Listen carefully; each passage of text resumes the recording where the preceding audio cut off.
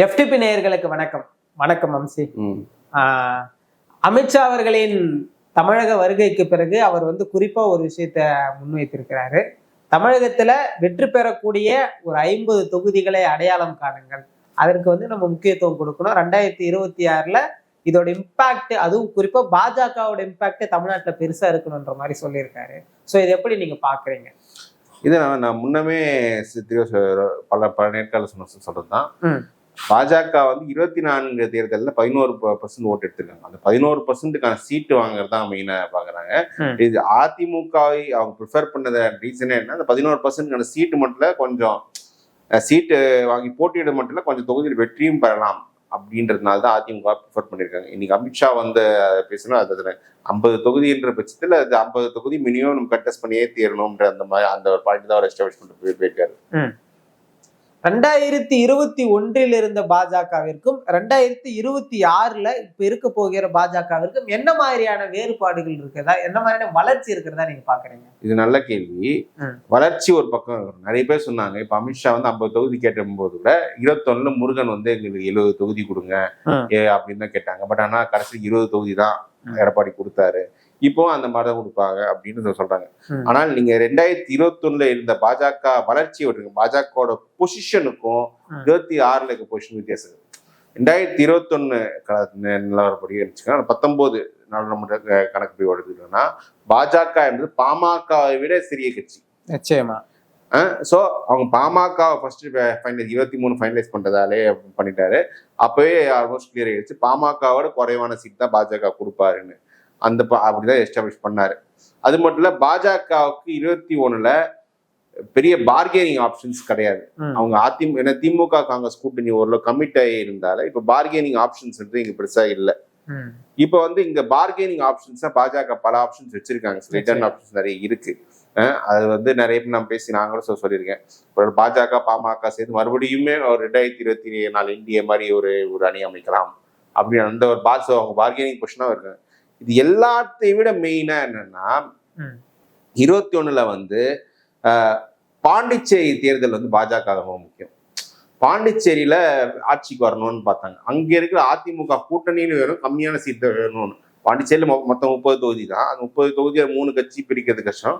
அப்படிங்கும் அதிமுக அங்க 2016 தனிச்சு போட்டிட்டு ஒரு 15% ஓட்டு கட்சி, அது 4 தொகுதிகள் தான் வாங்கிட்டு போனாங்க. ஸோ அதனாலதான் இங்க தமிழ்நாட்டுல கம்மியான சீட்டு வாங்கிட்டு கண்டெஸ்ட் பண்ணோம். அதுலயும் கம்மியான சீட்னு எடுத்துட்டோம்னா அந்த 20 தொகுதியில கிட்டத்தட்ட 14 தொகுதிகள் அதிமுகவாலேயே வெற்றி பெற முடியாத தொகுதிகள். இந்த திருக்கோயிலூர், இந்த 1000 விளக்கு, அப்புறம் துறைமுகம், திருவண்ணாமலை, இதெல்லாம் திமுக கோட்டைகள். இந்த தொகுதிகள்ல திமுக பலமான வேட்பாளர் தொகுதிகள்.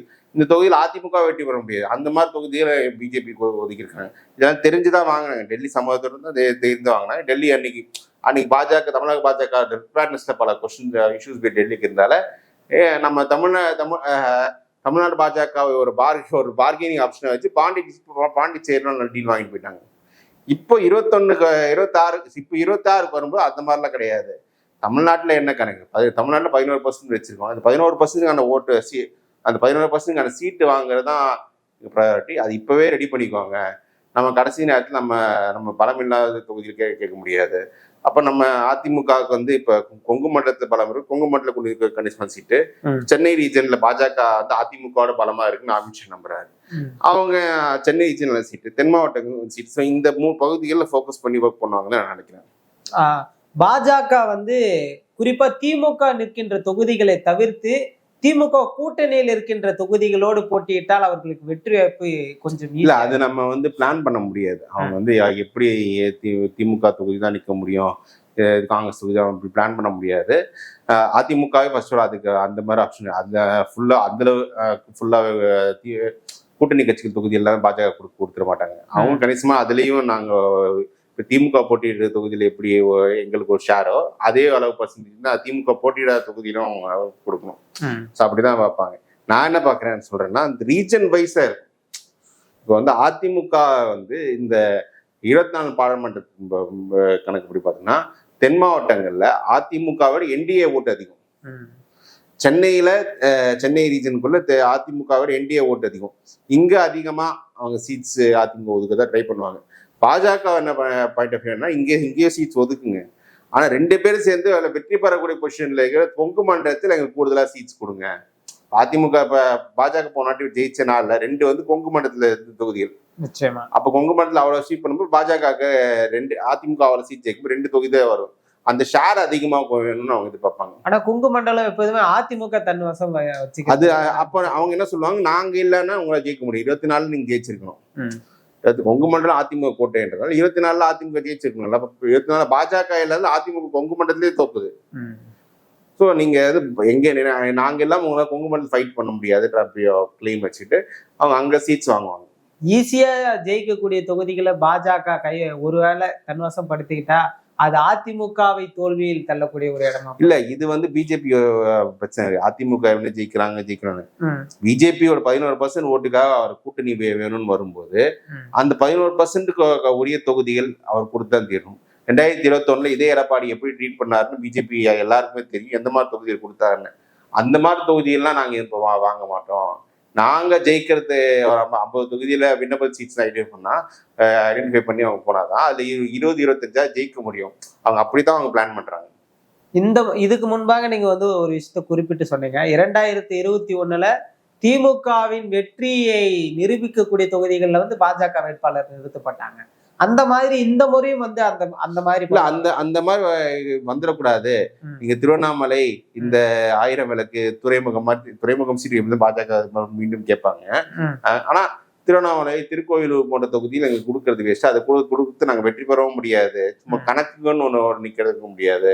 அதனாலதான் அது எங்களுக்கு வின்னபிள். அது இந்த திமுக வெற்றி பெறக்கூடிய இந்த தொகுதியை விட்டுட்டு வின்னபிளான 50 சீட் நாங்க கொடுங்க. இது இல்ல, இது தவிர நீங்க 50 சீட்னா இது இப்ப ஜெயிக்க முடியாத 10 சீட் இது தவிர எக்ஸ்ட்ரா கொடுப்பாங்க, அது வேற. பட் வின்னபிள் சீட்ஸ் எங்களுக்கு இவ்வளவு வேணும்னு அவங்க ஐடென்டிஃபை பண்ணி அது வாங்குற வேலையை பாக்குறாங்க. 2024 என்டிஏ அலைன்ஸ் வந்து பெருவாரியான வாக்குகள் பெற்றிருப்பாங்க இல்லையா, அதை வச்சு கம்பேர் பண்ணும்போது இந்தந்த இடங்கள் வந்து பாஜகவிற்கு வாய்ப்பு இருக்கிறதா நீங்க? அவங்க அப்படிதான் போறாங்க. சென்னை தென் மாவட்டங்கள்ல ஸ்ட்ராங்கா போவாங்க. கோயம்புத்தூர்ல கொஞ்சம் சீட்ஸ் வாங்க பார்ப்பாங்க. அப்புறம் நீலகிரியில கொஞ்சம் சீட் வாங்க பார்ப்பாங்க. எங்கெங்கெல்லாம் 2வது வந்தாங்களோ அங்க கொஞ்சம் நிறைய அந்த செக்மெண்ட்ஸ் வாங்க ட்ரை பண்ணுவாங்க.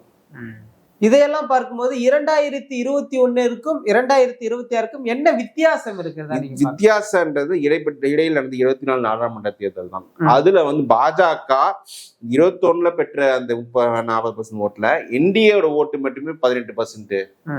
நாங்க கொண்டு வந்து 18% அவங்க ஒரு ஆன் பேப்பர் கிளைம் வைக்கிறாங்க. இதை வந்து நம்பக்கூடிய ஒரு பொசிஷன்ல தான் எடப்பாடி இருக்கு. ஏன்னா அது மறுத்து தள்ளுற பொசிஷன்ல அவர் இல்லை. ஏன்னா அவருக்கும் வேற ஆப்ஷன்ஸ் இல்லை. ஆப்ஷன்ஸ் இல்லாத பாஜக கிட்ட வந்திருக்காரு. அப்படி இருக்கும்போது அங்க 40-18 வரும்போது எங்களுக்கு சீட்ஸ்லயும் அவ்வளவு ஒதுக்குங்க. அந்த பாயிண்ட் ஆஃப் வியூல இன்னும் சொல்ல போனா அவர் பாமகல வந்து ராமதாஸ் அன்புமணி பிரச்சனை வரும்போது அதிமுக வந்து நெகோசியேட் பண்ணணும்னு நினைக்கல. அதிமுக வந்து அவங்க ராஜ்யசபா பாமக பிளான் ராஜ்யசபா வந்து தேமுதிக கொடுத்துட்டு இந்த தேமுதிக வாக்குறுதி கொடுத்துட்டு அவர் தேமுதிக இதை பயணம் பண்ணாங்க. ஆனால் குருமூர்த்தியை போய் ராமதாஸையும் அன்புமணி பார்த்துட்டு வந்துருமொழி என்ன ஷார்னா பாஜக வந்து பாமகவையும் சேர்த்துட்டு எங்க 2 பேருக்கான சீட்டு கொடுங்க, எங்க 2 பேருக்கு சேர்த்து மொத்தமா ஒரு சீட்டு கொடுங்க, 18% நாங்க அதை பிரிச்சுக்கிறோம், எங்களுக்குள்ள பிரிச்சுக்கிறோம், நாங்க மொத்தமா இருக்கணும், எங்களுக்குள்ள நாங்க பேசிக்கிறோம், எங்களுக்கு தனியா அவங்களுக்கு தனியா நீங்க டீல் பேசாதீங்க.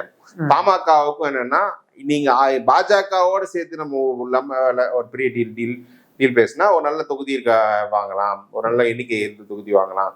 வெறும் அதிமுக ஆப்ஷன் எல்லாம் போனா எடப்பாடி வந்து போன வாட்டி கொடுத்து 23 விட கம்மியாக கொடுக்க ட்ரை பண்ணாரு. நிச்சயமா 3வது கட்சியாகத்தான் பாமக பார்க்க, 3வதுல 4வதா கூட போலாம். இன்னொரு கூட்டணி கட்சி கொண்டு சேர்த்துட்டா. சோ அப்படி இருக்கும்போது இது வந்து இவங்க 2 பேருமே அதிகமா சீட்ஸ் வாங்கணும்ன்ற கம்பல்ஷன்ல இருக்காங்க. திமுக ஜெயிக்கிறாங்க, அதிமுக ஜெயிக்கிறாங்க செகண்டரி. பட் நிறைய சீட்ஸ் நம்ம வாங்கி அதுல நம்ம வந்து வின்னபிலிட்டி கொஞ்சம் பண்ணி நம்ம இருந்தாதான் நம்ம லாங் டேர்ம்ல நமக்கு க்ரோத் பார்க்கணும்னு நினைக்கிறாங்க. இதுல வந்து புரியாம சில அதிமுக ஆதரவாளர் பாஜக 25 சீட்டு வாங்கிட்டு போவாங்க அப்படின்னு சொல்லிட்டு இருக்காங்க. ஒரு சின்ன உதாரணம் சொல்லிடுறேன். 2009 தேமுதிக பார்லிமெண்ட் எலெக்ஷன்ல 10% ஓட்டு எடுத்தாங்க. 10% ஓட்டு எடுத்த தேமுதிகவுக்கு 2011 சட்டமன்ற தேர்தலில் 41 தொகுதிகளில் செல்வி ஜெயலலிதா ஒதுக்கிறாங்க. ஸோ 41 தொகுதிகள் ப்ளஸ் அந்த தொகுதிகள் வந்து வேறு சில ரிசோர்ஸஸ் எல்லாமே ஏடிஎம்கே சைட்லேருந்து தான் டிஎம்டிகே கொடுத்துருக்காங்க. டிஎம்டிகேக்கு ஒன்றும் பெருசாக அந்த ரிசோர்ஸஸ்லாம் அந்த கட்சி கிடையாது, விஜயகாந்த் தலைமையை மட்டும் நம்பி இருக்கு. ஆனால் இன்னைக்கு வந்து பாஜக வந்து அந்த 11% நீங்கள் எடுத்திருக்காங்க. ஸோ 10% எடுத்த தேமுதிக 41 வரும்போது 11% நீங்கள் எவ்வளோ ஓட்டு கொடுக்கணும்? இதை தவிர அதிமுக வந்து பாஜகவுக்கு எந்த ரிசோர்ஸ் கொடுக்க தேவையில்ல, அவங்களுக்கு எல்லாமே சர்ப்ளஸாவே ரிசோர்ஸ் அங்கே இருக்கு. தாண்டி பாஜக தான் பல உதவிகளை அதிமுக செய்யக்கூடிய பொசிஷன்ல இருக்காங்க. சென்ட்ரல் கவர்மெண்ட்ல இருந்தாலும் ஏஜென்சிஸ் எல்லாம் அதிமுக உதவலாம். இந்த பொசிஷன்ல பாஜக இருப்பதால அவங்க வந்து டிமாண்டிங்கா தான் போவாங்க. இதை வந்து பாஜக 25 சீட்டு வாங்கிட்டு போவாங்க சில பேர் இன்னும் நினைச்சிருந்தாங்கன்னா அவங்களுக்கு வந்து இந்த சீட்சியை நடக்கும்போது பெரிய ரூட் ஷாக்காக தான் இருக்கும். அதுக்கான ஒரு சிம்டம் தான் அமித்ஷாவும் சொல்லிட்டு போயிருக்காரு. நீங்க வந்து ஸ்ட்ராங்கா கேளுங்க. இதை தவிர நயினாருக்கு வந்து இன்னொரு பெரிய கம்பல்ஷன் இருக்கு. என்னன்னா இப்ப நயினார் வந்ததுலேருந்தே இந்த அண்ணாமலையார் தம்பிகள் வந்து அண்ணாமலை வந்து எப்படி பண்ணியிருப்பாரு, அண்ணாமலை வந்து எப்படி அண்ணாமலை ஒரு சூப்பரா கொண்டு வந்தாரு, அவர் தான் நயினார் ஒண்ணுமே பண்ணல அப்படின்ற மாதிரி ஒரு சோசியல் மீடியால பேசிட்டு இருக்காங்க. ஸோ இப்போ இவர் நயினார் வந்து கம்மியா சீட் வாங்கிட்டு போயிட்டாங்கன்னா அந்த அண்ணாமலை ஆதரவாளர்களே பாஜகவுக்கு எதிராக பண்ணிடுவாங்க. நீங்க வந்து கட்சியை வந்து அதிமுக கிட்ட எதுவே பண்ண சாண்டிட்டாருன்னு இது அண்ணாமலை வந்து நிறைய சீட் வாங்கிருப்பாங்க. ஸோ அண்ணாமலை வந்து அது 11% ஓட்டு வந்திருக்கு. அது வந்து அண்ணாமலை ஆதரவாளர்கள் கிளைம் பண்ண அண்ணாமலையால் தான் வந்திருக்குன்னு. பிஜேபி என்ன நினைக்கிறது, என்டிஏ வந்து மோடி தலைமைக்கு வந்து ஓட்டு யாருன்னால தான் வரணும். அப்போ நயினார் வந்து அந்த 11%க்கான சீட்டு வாங்கி அவர் எஸ்டாப்ளிஷ் பண்ணுவாங்க. அப்படி வாங்குறேன்னா அப்ப அண்ணாமலைக்கு வந்து ஓட்டு தான், அண்ணாமலை இது இல்லை அதனால அவங்க அந்த ஓட்டு வராதுன்ற எடப்பாடியே ஒரு சைலண்டா ஒரு எஸ்டாப்ளிஷ் பண்ண மாதிரி தான் இருக்கும். ஸோ அந்த ஸ்பேஸ் அவங்க கொடுக்க மாட்டாங்க. அவங்க ஹெவியா தான் பார்கெயின் பண்ணுவாங்க. அவங்க இன்னும் அந்த பார்கெயின் என்னென்ன இன்க்ரீஸ் பண்ணி என்னென்ன ஆப்ஷன் பண்ணுவோம் அதான் பண்ணிட்டு இருக்காங்க. நிச்சயமா பொறுத்திருந்து பார்ப்போம் பாஜகவின் அடுத்த கட்ட செயல்பாடு.